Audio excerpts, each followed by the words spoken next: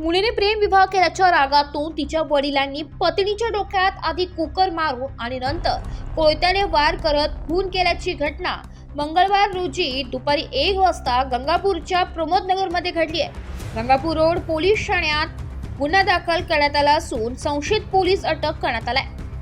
पोलिसांनी दिलेल्या माहिती आणि मुक्ता लिखे यांनी दिलेल्या तक्रारीनुसार शत्रुघ्न मुरलीधर गोरे वर्ष 48 हे पत्नी सविता गोरे वर्ष 45 राहणार स्वस्तिक बिल्डिंग बी विंग 4था मजला फ्लॅट नंबर 24 प्रमोदनगर गंगापूर रोड येथे कुटुंबियांसमवेत राहतात।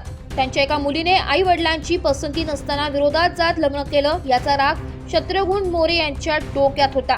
या कारणातून ते नेहमीच पत्नी सविता गोरे यांच्यासोबत भांडण करत असत। मंगळवारी दुपारी सविता या पार्किंग मध्ये आलेल्या मुलीशी फोनवरून बोलत होत्या, त्यावेळी देखील शत्रुघ्न हे पत्नी सविता यांच्याशी वाद घालत होते।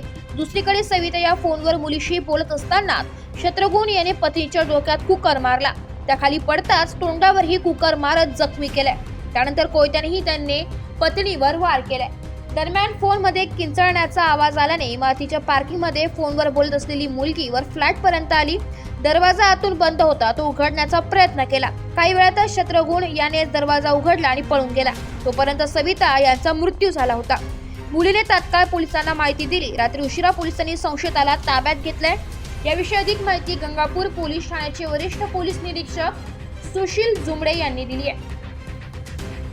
आज रोजी सकाळी मुलगा जॉबवर गेलेला असताना आणि पती पत्नी दोघंच घरात असताना काही असा वाद झाला असेल। अचानक तत्कालीन कारण वेगळं असू शकते कदाचित, परंतु अजून निश्चित नाही। तर या पतीने त्या पत्नीला कोयता आणि कुकरच्या झाकणाने मारहाण केली आणि त्यात त्या महिलेचा मृत्यू झालेला आहे, असं एक प्राथमिक तपासावरून लक्षात आलं। पतीचं मयत महिलेचं नाव आहे सविता शत्रुघ्न गोरे, वय वर्ष 45 वर्ष, आणि मयत हा आरोपी जो आहे तो शत्रुघ्न मुरलीधर गोरे याचा आतापर्यंत शोध घेत होतो। आता नुकताच आमच्या तपास पथकाला त्याचा सुगावा लागलेला आहे, तरी पुढची कारवाई करीत आहोत।